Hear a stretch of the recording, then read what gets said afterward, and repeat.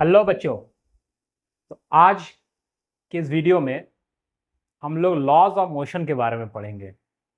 Laws of motion एक बहुत ही important topic है जो कि आप फर्स्ट टाइम आपका थोड़ा सा इंट्रोडक्शन शायद क्लास 8 में होता होगा, फिर क्लास 9 में आप थोड़ा सा ब्रॉड होता है, और जब आप क्लास 11th में आते हैं और साइंस लेते हैं तो बहुत ही ज़्यादा ब्रॉड और एक इम्पॉर्टेंट टॉपिक हो जाता है। तो हम लोग एकदम बेसिक से शुरू करेंगे लॉज ऑफ मोशन के बारे में। धीरे धीरे धीरे धीरे अपना जो कॉन्टेक्स्ट है उसको और एक्सपैंड करते जाएंगे ताकि हर क्लास के बच्चे को ये समझ में आए और उनको जो भी प्रॉब्लम्स आ रहे हैं इस चैप्टर में वो दूर हो सके। तो चलिए, ज़्यादा बतौलाबाजी नहीं करते हैं, ज़्यादा बातचीत नहीं करते हैं और क्लास को स्टार्ट करते हैं। आज का टॉपिक है laws of motion.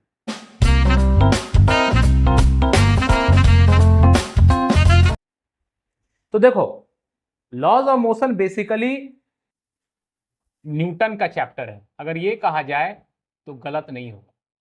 Laws of motion किसका चैप्टर है? न्यूटन का चैप्टर है। इसमें हम लोग बेसिकली क्या पढ़ते हैं? न्यूटन के 3 लॉज को पढ़ते हैं। अब ये 3 लॉज बेसिकली किस चीज के बारे में बात करता है? जब हम लोग तीनों लॉज पढ़ेंगे तो हम लोग जानेंगे कि तीनों लॉज के सेंटर में एक ही चीज है और वो है फोर्स। तीनों लॉ के सेंटर में एक ही चीज है, वो है फोर्स। मतलब तीनों लॉ बेसिकली किसके बारे में बात कर रहा है? फोर्स के बारे में बात कर रहा है। पहला लॉ बताएगा कि फोर्स का रिक्वायरमेंट है। दूसरा लॉ बताएगा कि किसी भी चीज को जब हम कर रहे हैं तो वहां फोर्स तो लग रहा है, कितना फोर्स लग रहा है, मतलब फोर्स को मेजर करने का तरीका बताया। और तीसरा जो लॉ है वो बताया कि फोर्स एक एक्शन होता है और उसी फोर्स का एक ऑपोजिट रिएक्शन होता है। मतलब तीनों law basically speaks about force. तो चलो, सबसे पहले हम लोग बात करेंगे कि व्हाट इज फोर्स। ये फोर्स किस बला का नाम है ना? ये वर्ड हम लोग बहुत बार सुनते हैं। ये फोर्स क्या होता है? What is force? तो जैसे हम लोग क्लास 8 वगैरह में पढ़ते हैं पुश एंड पुल, है ना? ऐसा पढ़े होंगे, push and pull is called force. Push and pull. थोड़ा सा यहाँ पर हम लोग सेंस को ब्रॉड करने का कोशिश करते हैं, ठीक है? देखिए, अगर फोर्स क्या है अगर पूछा जाए तो फोर्स एक बेसिकली फिजिकल क्वांटिटी है बच्चों। क्या है? फिजिकल क्वांटिटी है। ठीक है, फोर्स एक क्या है? फिजिकल क्वांटिटी है। अब सवाल ये आता है कि फिजिकल क्वांटिटी क्यों बोल रहे हैं? सिर्फ क्वांटिटी भी बोलते तो चलता। तो आप जानते हैं कि फिजिकल क्वांटिटी उन्हें कहा जाता है जिन क्वांटिटीज को हम लोग मेजर कर सकते हैं। Quantities which can be measured. ठीक है, quantities which can be measured. वो क्वांटिटीज जिसको हम लोग मेजर कर सकते हैं उन्हें हम लोग क्या कहते हैं? फिजिकल क्वांटिटीज कहते हैं। तो फोर्स एक फिजिकल क्वांटिटी है। तो फोर्स अगर एक फिजिकल क्वांटिटी है तो फोर्स क्या कर रहा है?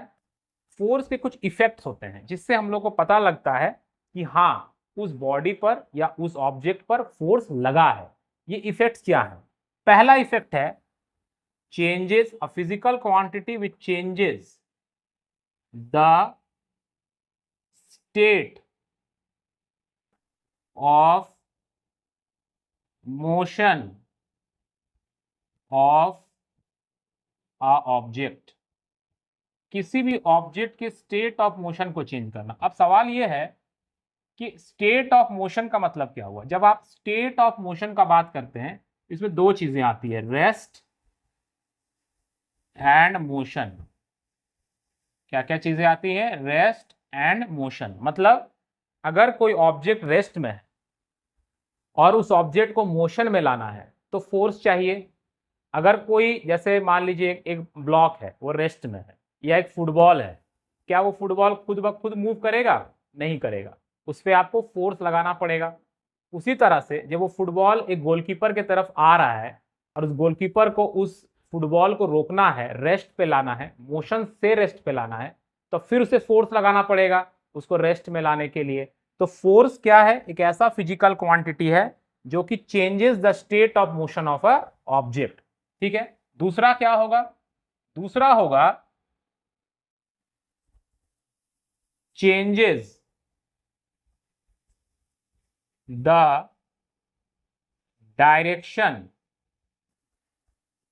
Direction of motion of a object. किसी ऑब्जेक्ट के डायरेक्शन ऑफ मोशन को भी ये चेंज करेगा।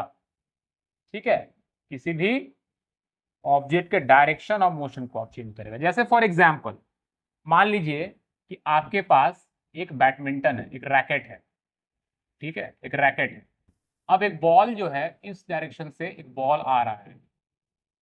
अगर आप इसको जैसे स्ट्राइक करेंगे, जब उसको स्ट्राइक कर रहे हैं तो इसका डायरेक्शन ऑफ मोशन चेंज हो जा रहा है। तो क्या बिना फोर्स लगाए इस बॉल का डायरेक्शन ऑफ मोशन चेंज हो पाएगा? नहीं चेंज होगा। तो इसका मतलब फोर्स वो फिजिकल क्वांटिटी है जो किसी ऑब्जेक्ट के डायरेक्शन ऑफ मोशन को भी चेंज कर सकता है। ठीक है, थर्ड क्या होगा? थर्ड चेंजेस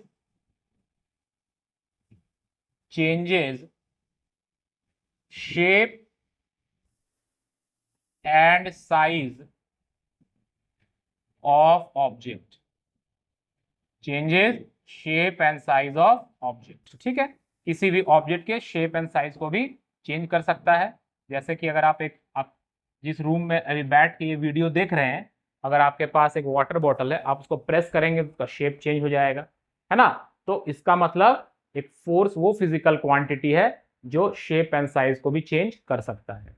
लेकिन आप सोचिए, आप अभी इस वीडियो को देख रहे हैं, आपके घर जिस रूम में आप हैं वहां पर एक टेबल होगा या बेड होगा या कोई बड़ा ट्रंक होगा। जब आप उसमें फोर्स लगा रहे हैं तो क्या वो बॉडी जो कि रेस्ट में है ऑब्वियसली, क्या वो मोशन में आ रहा है? आप देखिए, क्या मोशन में आ रहा है? इसमें फोर्स लगा के देखिए और कमेंट में बताइए कि क्या वो बॉडी मोशन में आ रहा है। क्योंकि डेफिनेशन में मैंने कहा कि वो चेंज करेगा। तो फोर्स जो है वो एक ऐसा फिजिकल क्वांटिटी है जो चेंज करेगा इन सब चीजों को, या टेंड्स टू चेंज का मतलब क्या हुआ? चेंज करने का कोशिश करेगा। मतलब फोर्स चेंज ला ही देगा ऐसा जरूरी नहीं है। जैसे फॉर एग्जांपल एक क्रिकेट मैच हो रहा है, एक बॉलर ने बॉल डिलीवर किया और एक बैट्समैन ने बहुत ताकत से उस बॉल को मारा। तो क्या वो बॉल बाउंड्री लाइन के बाहर चला जाएगा? उसने तो पूरा मैक्सिमम ताकत लगाया। कभी कभी नहीं भी जा सकता है, कभी कभी चला भी जाता है। तो उसी तरह से फोर्स जब किसी ऑब्जेक्ट पर लगेगा तो ये जो मैंने इफेक्ट्स लिखा है, ये इफेक्ट्स हो भी सकता है, नहीं भी हो सकता है, बट फोर्स इन इफेक्ट्स को करने का हमेशा कोशिश करेगा। सो फोर्स क्या हुआ? एक फिजिकल क्वांटिटी है विच चेंजेस और टेंड्स टू चेंज। या तो चेंज करेगा या चेंज करने की कोशिश करेगा। क्या? State of motion of object, direction of motion of object, या shape and size of object. यही तीनों में से कोई एक चीज को चेंज करेगा या चेंज करने की कोशिश करेगा। ठीक है, चलिए अब हम लोग आगे बढ़ते हैं टाइप्स ऑफ फोर्सेस के बारे में। फोर्स के प्रकार क्या है, फोर्स के टाइप्स क्या है? तो देखिए, फोर्स के दो टाइप्स होते हैं। एक टाइप होता है कॉन्टैक्ट फोर्स, एक होता है कॉन्टैक्ट फोर्स, और दूसरा होता है non contact force. Non contact force, तो ये कॉन्टैक्ट फोर्स क्या हुआ और नॉन कॉन्टैक्ट फोर्स क्या? ठीक है, तो देखिए कॉन्टैक्ट आप वर्ड से ही पता लगा सकते हैं। कॉन्टैक्ट का मतलब क्या होता है? कॉन्टैक्ट का मतलब होता है कि फिजिकल टच होगा, और नॉन कॉन्टैक्ट का मतलब होता है कोई फिजिकल टच नहीं होगा। कॉन्टैक्ट का मतलब क्या हुआ? फिजिकल टच या फिजिकल कॉन्टैक्ट, है ना। फिजिकल टच होगा या फिजिकल कॉन्टैक्ट होगा। और नॉन कॉन्टैक्ट का मतलब होता है फ्रॉम डिस्टेंस, है ना, बिना टच का, फ्रॉम डिस्टेंस। ठीक है, जैसे आप जानते हैं कुछ डिजीजेस जो होते हैं जैसे ट्यूबरकुलोसिस, है ना, वो अगर दो इंसान एक रूम में या एक ही जगह वर्किंग प्लेस में है तो बिना फिजिकल टच का भी ट्यूबरकुलोसिस का जो वायरस है वो एक पर्सन से दूसरा पर्सन ट्रांसफर हो सकता है। बट जैसे HIV है तो उसमें कॉन्टैक्ट के थ्रू नहीं होगा। ठीक है, उसमें क्या होता है, जब हम किसी का जैसे निडल है, जो उसको निडल से अगर इंजेक्शन दिया गया और फिर दोबारा उसी निडल से मुझे इंजेक्शन दिया गया, या ब्लड ट्रांसफ्यूजन हो रहा है, मतलब एकदम फिजिकल टच रहेगा मेरे ब्लड के साथ, तभी वो उसका वायरस कम्युनिकेट होता है ना। उसी तरह से कॉन्टैक्ट फोर्स का मतलब हुआ जब फोर्स और ऑब्जेक्ट के बीच में फिजिकल टच रहेगा, और नॉन कॉन्टैक्ट मतलब दूर से भी वो फोर्स लग सकता है। जैसे अगर हम लोग कॉन्टैक्ट फोर्स के बारे में बात करें, जैसे मान लीजिए यहां पर एक ब्लॉक है, अब इस ब्लॉक को अगर एक इंसान को मूव करना है, अगर इसको मूव करना है तो क्या करना होगा, इस पर फोर्स लगाना होगा, और वो फोर्स फिजिकल फोर्स लगाना पड़ेगा, मतलब कॉन्टैक्ट फोर्स लगाना पड़ेगा। यहाँ जो फोर्स लगेगा that is a muscular force, है ना, वो अपने मसल से एक फोर्स लगाएगा, ठीक है, मस्कुलर फोर्स लगाएगा इस ब्लॉक को मूव करने के लिए। तो ये जो मस्कुलर फोर्स हो रहा है, ये कॉन्टैक्ट फोर्स होगा कि नॉन कॉन्टैक्ट फोर्स होगा, तो मस्कुलर फोर्स जो है वो एक कॉन्टैक्ट फोर्स होगा। तो यहाँ जो फोर्स लग रहा है वो एक कॉन्टैक्ट फोर्स हो जाएगा, है ना, कॉन्टैक्ट फोर्स होगा। तो एक एग्जांपल हम कॉन्टैक्ट फोर्स का क्या ले सकते हैं, muscular force is a contact force, ठीक है। अब जैसे ये ब्लॉक जब मूव कर रहा है, या मूव करने का इसमें जब टेंडेंसी हो रहा है, तो हम लोग जानते हैं कि दो सरफेस जब कांटेक्ट में रहता है और उनके बीच में अगर एक मोशन होने की संभावना है या मोशन हो रहा है, तब यहाँ पर एक फोर्स लगता है जिसको हम लोग क्या करते हैं, घर्षण या फ्रिक्शन कहते हैं, है ना, इसको फ्रिक्शन कहते हैं। तो फ्रिक्शन भी एक तरह का क्या है, कॉन्टैक्ट फोर्स। अगर मान लीजिए कि ये ब्लॉक एयर में रहे, ये दोनों सरफेस के बीच में कॉन्टैक्ट ना रहे, तो क्या इन दोनों सरफेस के बीच में फ्रिक्शन लगेगा, नहीं लगेगा। तो फ्रिक्शन लगने के लिए दोनों सरफेस के बीच में क्या जरूरी है, कॉन्टैक्ट फोर्स जरूरी है, ठीक है। उसी तरह से मान लीजिए कि एक ब्लॉक जो रखा हुआ था, तो ये जो सरफेस है वो इस ब्लॉक पर एक परपेंडिकुलर डायरेक्शन में फोर्स लगा रहा है, जिसको हम लोग बोलते हैं normal reaction force, normal reaction. तो नॉर्मल रिएक्शन एक किस तरह का फोर्स हो गया, नॉर्मल रिएक्शन एक तरह का कॉन्टैक्ट फोर्स हो गया। तो ये सब फोर्सेस जो है वो कॉन्टैक्ट फोर्स होता है, जिसमें ऑब्जेक्ट जिस पर फोर्स लग रहा है और जो फोर्स लगा रहा है उनके बीच में एक फिजिकल टच होना चाहिए, फिजिकल कॉन्टैक्ट होना चाहिए। लेकिन नॉन कॉन्टैक्ट फोर्स क्या हो गया, नॉन कॉन्टैक्ट फोर्स जैसे आप ले सकते हैं मैग्नेटिक फोर्स, या ग्रेविटेशनल फोर्स, या इलेक्ट्रोस्टैटिक फोर्स, है ना। ग्रेविटेशनल फोर्स अगर हम लेते हैं, ग्रेविटेशनल फोर्स हो गया, ये नॉन कॉन्टैक्ट फोर्स में है। और क्या आएगा नॉन कॉन्टैक्ट फोर्स में, मैग्नेटिक फोर्स आएगा, इलेक्ट्रोस्टैटिक फोर्स आएगा, ये सब नॉन कॉन्टैक्ट फोर्स आता है, ठीक है। मैग्नेटिक फोर्स हो गया, इलेक्ट्रोस्टैटिक भी लिख सकते हैं आप। अब ये लोग नॉन कॉन्टैक्ट क्यों है, एक सिंपल सा एग्जांपल से समझिए। आप जिस रूम में बैठकर भी, या जहां पर भी बैठ के इस वीडियो को देख रहे हैं, वहां आपके हाथ में एक पेन या इरेजर या छोटा सा कोई पार्टिकल है, अपना मोबाइल को भी गिरा सकते हैं अगर आप चाहे तो, चॉइस इज योर्स। अपने मोबाइल से अगर आप परेशान हो गए तो इस एक्सपेरिमेंट को अपने मोबाइल से भी कर सकते हैं। मोबाइल को आप या जो भी ऑब्जेक्ट आपके पास है उसको ड्रॉप कर दीजिए। जब उसको ड्रॉप करते हैं तो आप वो ऑब्जेक्ट नीचे जाता है। हम लोग जानते हैं कि ग्रेविटी के कारण, अर्थ के ग्रेविटेशनल पुल के कारण वो नीचे जा रहा है। तो क्या अर्थ उस ऑब्जेक्ट को टच किया, नहीं, अर्थ और उस ऑब्जेक्ट के बीच में तो कोई फिजिकल कांटेक्ट नहीं है, फिर भी ग्रेविटेशनल फोर्स या अर्थ का जो ग्रेविटी है, जो कि एक फोर्स है, वो उस ऑब्जेक्ट को नीचे पुल कर लिया। इसका मतलब वो एक नॉन कांटेक्ट फोर्स हुआ। या जैसे मान लीजिए कि ये एक मैग्नेट है, या आप मैग्नेट देखे ही होंगे, चुंबक। तो ये मैग्नेट है, मैग्नेट का नॉर्थ और साउथ पोल है, और यहाँ पर एक छोटा सा लोहा का कुछ पार्टिकल्स है, आयरन पार्टिकल्स है। तो क्या होता है, दूर में भी रखेंगे तो वो उस आयरन पार्टिकल्स को क्या करेगा, पुल कर लेता है, अपने तरफ पुल कर लेता है। तो ये क्या हो गया, नॉन कॉन्टैक्ट, दूर से भी वो फोर्स लग सकता है, ठीक है। तो इस तरह के फोर्सेस को हम लोग नॉन कॉन्टैक्ट फोर्स बोलते हैं, ठीक है। और जहां पर फिजिकल टच होता है उसे हम लोग कॉन्टैक्ट फोर्स बोलते हैं। एक छोटा सा और चीज बताना है कि ये नॉन कॉन्टैक्ट फोर्स जो है, ठीक है, ये नॉन कॉन्टैक्ट फोर्स जो है ये कैसे लगता है।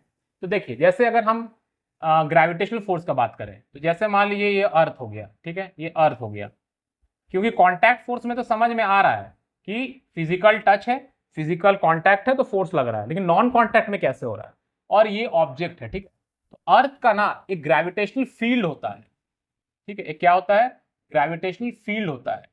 अगर ऑब्जेक्ट उस फील्ड में आएगा तो इसका मतलब ये फील्ड हमें दिखता नहीं है, ठीक है। जैसे ये फील्ड जो होता है, फील्ड लाइंस जो होता है, ये हमें दिखता नहीं है, ठीक है, बट ये उस ऑब्जेक्ट जो फोर्स लगा रहा है उसके चारों तरफ होता है।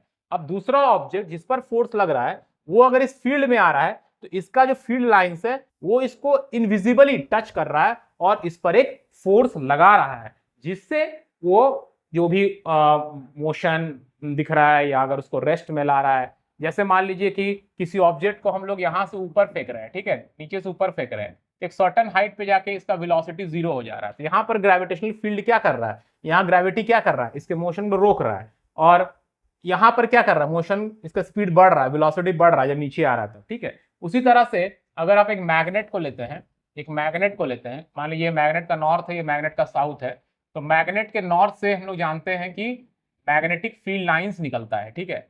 और ये मैग्नेटिक फील्ड लाइंस क्या विजिबल होता है, क्या हमें दिखता है? नहीं, ये मैग्नेटिक फील्ड लाइंस हमें दिखता नहीं है, बट एक मैग्नेट के चारों तरफ ये फील्ड लाइंस होते हैं, ठीक है। और अगर कोई ऑब्जेक्ट इन फील्ड लाइंस में आ जाए, अगर कोई ऑब्जेक्ट इन फील्ड लाइंस में आ जाए, है ना, कोई ऑब्जेक्ट इन लाइंस फील्ड में आ जाए, इस मैग्नेटिक फील्ड में आ जाए, जो कि मैग्नेटिक मटेरियल होगा, उस पर फोर्स लगेगा और वो उस फोर्स का एक्सपीरियंस करेगा, लेकिन अगर फील्ड से बाहर है तो नहीं करेगा। तो एक्चुअली में अगर देखा जाए तो ये नॉन कॉन्टैक्ट फोर्सेस कैसे लगता है, with the help of field. अगर मैग्नेट है तो मैग्नेटिक फील्ड, अगर कोई ऑब्जेक्ट है तो ग्रेविटेशनल फील्ड, अगर कोई चार्ज पार्टिकल है तो उसका इलेक्ट्रिक फील्ड। तो फील्ड्स की मदद से वो दूसरे बॉडी को टच करता है और उस पर फोर्स लगाता है, ठीक है। तो ये था कॉन्टैक्ट और नॉन कॉन्टैक्ट फोर्सेस के बारे में, ठीक है। अब देखिए, चाहे फोर्सेस कॉन्टैक्ट हो या नॉन कॉन्टैक्ट हो, वो आइदर दो कंडीशंस पैदा करेंगे, एक होगा बैलेंस्ड फोर्सेस और दूसरा होगा अनबैलेंस्ड फोर्सेस,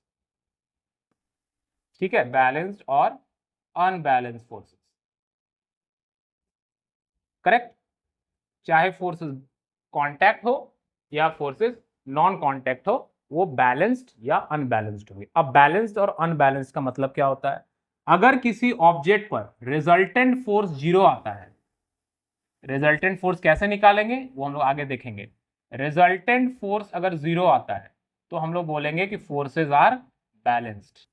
2, 4, 10 जितने भी फोर्सेस उस ऑब्जेक्ट में लग रहे हैं, उन सारे फोर्सेस का रिजल्टेंट अगर 0 आता है, देन वी विल से कि फोर्सेस आर बैलेंस्ड, ठीक है। और अगर 0 नहीं आता है, अगर रिजल्टेंट नॉन 0 आता है, ठीक है, रिजल्टेंट अगर नॉन 0 आता है, रिजल्टेंट फोर्स अगर नॉट इक्वल टू 0 होता है, तब हम लोग बोलेंगे कि ये अनबैलेंस फोर्सेस है, ठीक है। तो इतना एक बेसिक आइडिया हमें फोर्स के बारे में जान लेना है, उसके बाद हम लोग न्यूटन्स लॉज में चलेंगे। तो चलिए न्यूटन के पहले लॉ को समझने का कोशिश करते हैं। ओके, सो न्यूटन का पहला लॉ, न्यूटन्स फर्स्ट लॉ क्या कहता है? Newton's first law of motion. देखिए, आप एक सिंपल सा एक स्टोरी सुनाते हैं, शायद इससे आपको न्यूटन का पहला लॉ को समझने में आसानी हो। यहां पर एक घर है, ठीक है, घर में मान लीजिए ये एक रूम है, रूम 1, ठीक है, कोई रूम है, और यहां एक घर है, दिस इज रूम 2, ठीक है, रूम 2। अब इस रूम 1 में एक छोटा बच्चा कुछ खिलौनों के साथ खेल रहा होता है, स्मॉल किड है, और स्मॉल किड के पास कुछ खिलौने हैं, उन खिलौनों के साथ कुछ खिलौने यहाँ पे टॉयज हैं, उन टॉयज के साथ वो खेल रहा होता है, ठीक है। अब अचानक इस रूम से उसकी मम्मी, मदर उसको बुलाती है, तो वो क्या करेगा, ये किड चला जाएगा यहाँ पे खेलते हुए खेल रहा था, सामान सब फेंका हुआ है, सब टॉय यहाँ चला गया। अब अचानक उसको याद आता है, या उसकी मम्मी बोलती है कि ये टॉयज का क्या है, टॉयज कहाँ पे है, या उसको अचानक याद आता है, ठीक है, उस छोटे से बच्चे को, कि अरे हम तो रूम 1 में खेल रहे थे। तो वो टॉयज को ढूंढने के लिए कहाँ जाएगा? वो टॉयज को ढूंढने के लिए दोबारा रूम 1 में जाएगा, क्योंकि उसको ये तो दिमाग में था कि हम रूम 1 में खेल रहे थे, करेक्ट। और उसे ये भी पता है कि टॉयज को हम खेलते हुए छोड़कर आए हैं रूम 1 से, तो वो टॉयज कहाँ मिलेंगे? रूम 1 में ही मिलेंगे। बिकॉज वो बच्चा का दिमाग जानता है कि जब तक इस पर इसके मम्मी या इसके पापा या इसका कोई ब्रदर या कोई सिस्टर इस चीजों को यहां से नहीं हटाएगा, तब तक टॉयज उस रूम में उसी जगह पर मिलेंगे। दैट मीन्स इस पर जब तक कोई एक्सटर्नल फोर्स नहीं लगेगा, ये रेस्ट में जो टॉयज है वो मोशन में नहीं आएगा। इस बच्चा को, छोटा सा बच्चा को भी ये कॉन्सेप्ट पता है, हम अपने घर में भी इसको एक्सपेरिमेंटली देख सकते हैं। तो न्यूटन का फर्स्ट लॉ बेसिकली इसी बात को और इलाबोरेट सेंस में कहता है। क्या कहता है न्यूटन का फर्स्ट लॉ? कि इफ वेक्टर सम का मतलब क्या हो गया? वेक्टर सम का मतलब हो गया resultant of all the external forces. Resultant समझिए, ठीक है, resultant. If vector sum of all the forces acting on object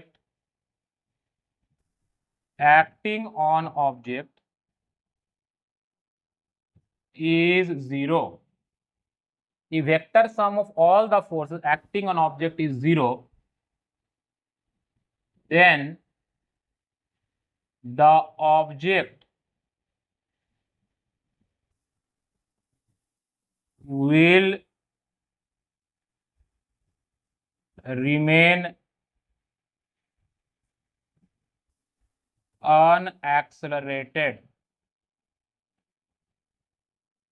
If vector sum of all the forces acting on object is zero, मतलब जितने भी फोर्सेस उस object में लग रहा है उनका अगर रिजल्टेंट या वेक्टर सम जीरो होता है तो ऑब्जेक्ट जो है वो अनएक्सेलरेटेड रह जाएगा।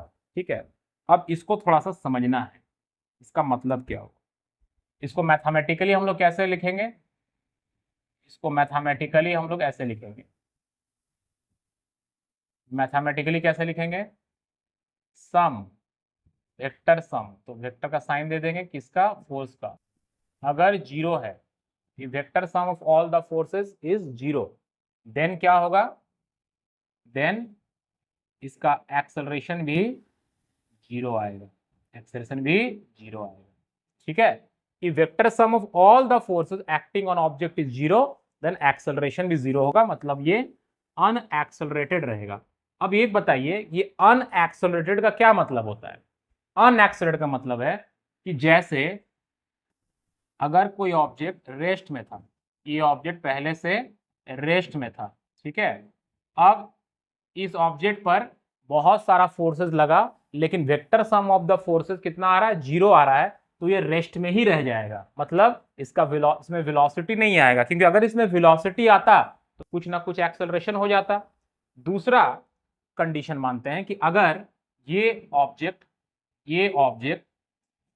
एक पर्टिकुलर वेलोसिटी से चल रहा होता, मान लो चल रहा है ये इस डायरेक्शन में 30 मीटर पर सेकेंड से, ठीक है, और इसमें बहुत सारा फोर्स लगा, but the vector sum of all the forces इसमें आ गया जीरो, तो इसी मैग्नीट्यूड के वेलोसिटी से उसी डायरेक्शन में चलते रहेगा। इसका मतलब होता है इट विल रिमेन अनएक्सेलरेटेड।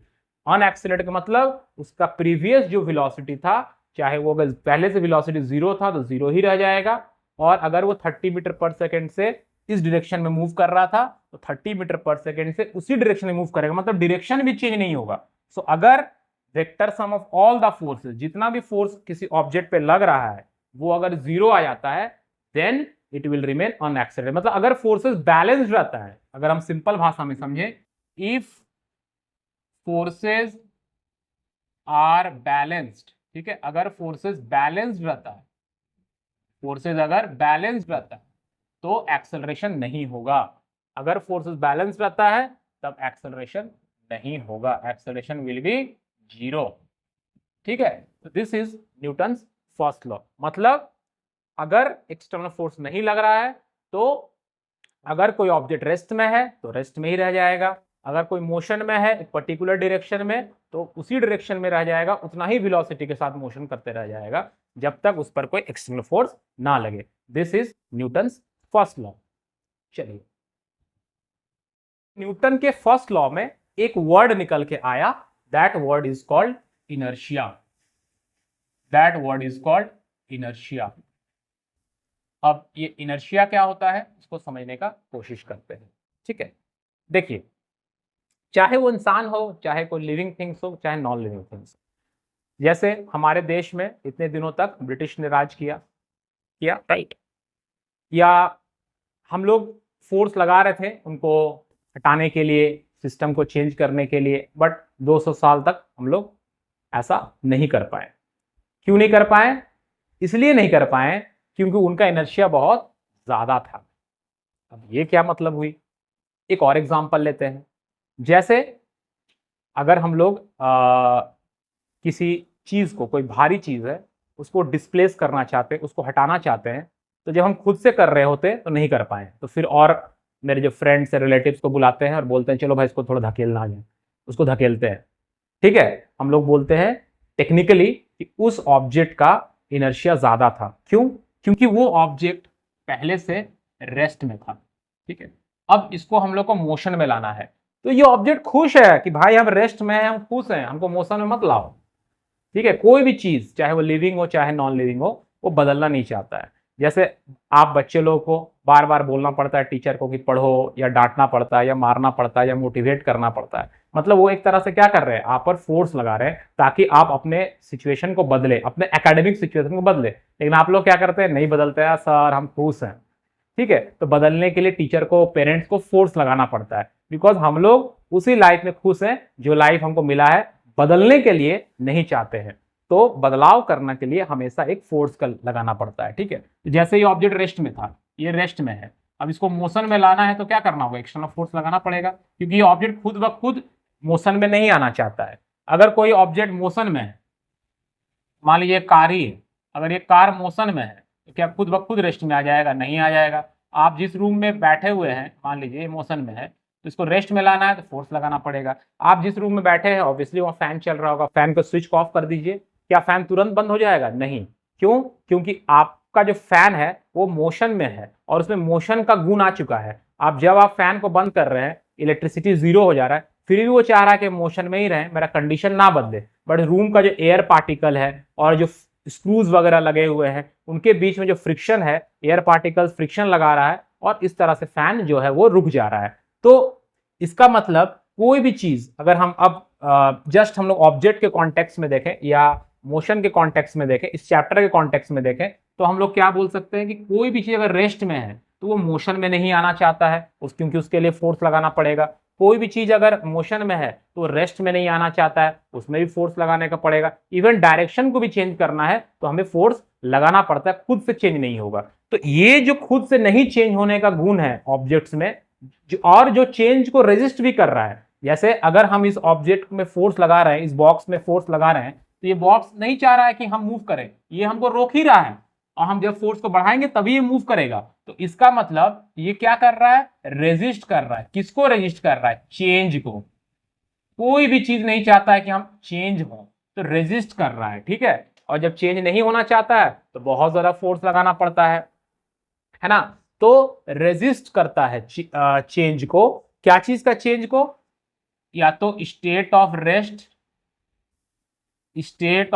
के चेंज को, या स्टेट ऑफ मोशन में अगर है तो मोशन से वो रेस्ट में नहीं आना चाहेगा, रेजिस्ट करेगा, या डायरेक्शन ऑफ मोशन। तो इनमें होने वाले चेंजेस को ऑब्जेक्ट जो रेजिस्ट करता है उसी को हम लोग क्या कहते हैं? इनर्शिया कहते हैं। और ये हर एक ऑब्जेक्ट में होता है। ठीक है, तो इनर्शिया अगर इस बेसिस पे देखा जाए तो तीन हो गया। एक हो गया इनर्शिया ऑफ रेस्ट,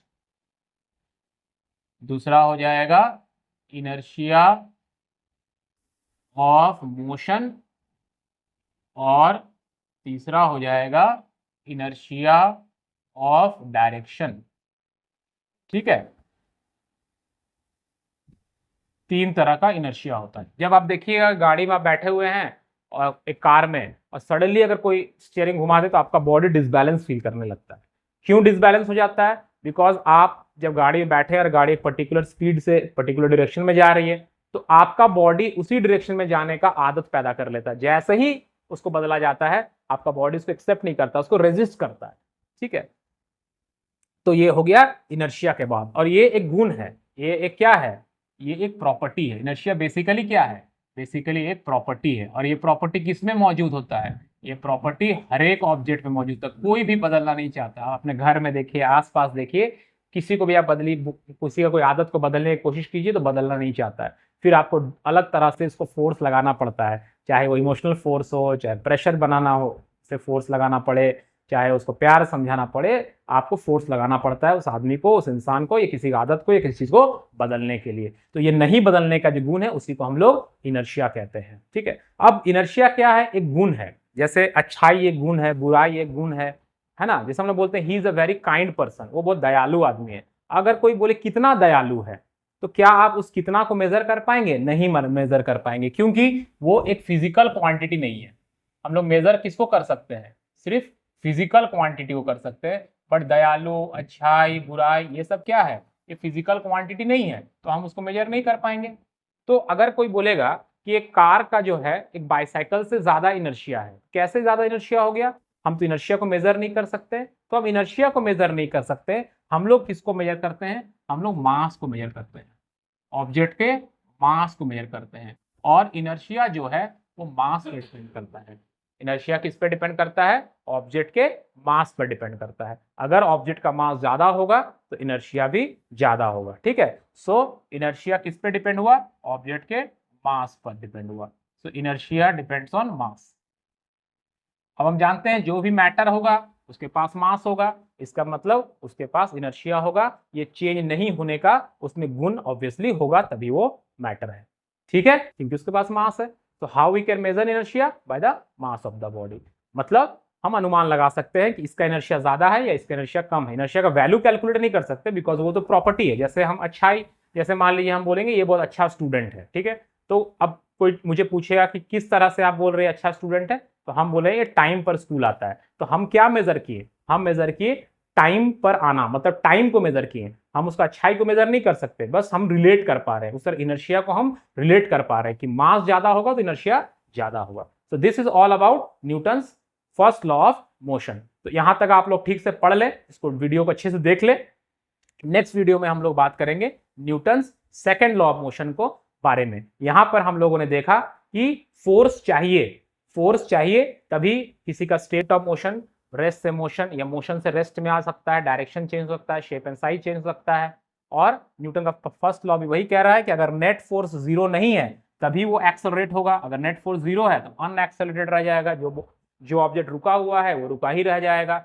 जो एक पर्टिकुलर डायरेक्शन में एक पर्टिकुलर वेलोसिटी से चल रहा है उसी डायरेक्शन में उसी वेलोसिटी से चलते रह जाएगा जब तक नेट फोर्स नॉन जीरो ना हो। मतलब नेट फोर्स नॉन जीरो ना हो मतलब कुछ फोर्स बचना चाहिए, कुछ फोर्स आना चाहिए। ठीक है, तो मतलब फोर्स अगर बैलेंस्ड हो जाएगा तो चेंजेस नहीं होगा। ठीक है, तो ये पता चला न्यूटन का फर्स्ट लॉ से। नेक्स्ट उनका सेकंड लॉ हमें बताएगा कि इस चीज को करने के लिए, किसी पर्टिकुलर चीज को करने के लिए कितना फोर्स चाहिए। मतलब एक साइकिल को चलाना है तो कितना फोर्स चाहिए, एक बाइक को चलाना है तो कितना फोर्स चाहिए, ये हम लोग कैसे मेजर करेंगे।